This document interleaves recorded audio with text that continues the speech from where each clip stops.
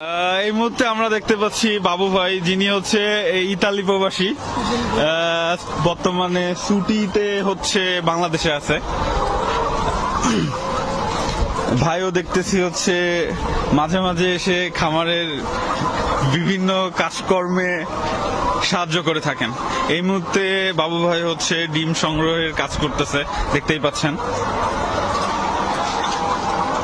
তো ভাই বলেন, ইতালি ভালো নাকি বাংলাদেশ ভালো? তাইলে আর ইতালি গিয়ে কি দরকার, বাংলাদেশে থাকেন না? দরকার নেই।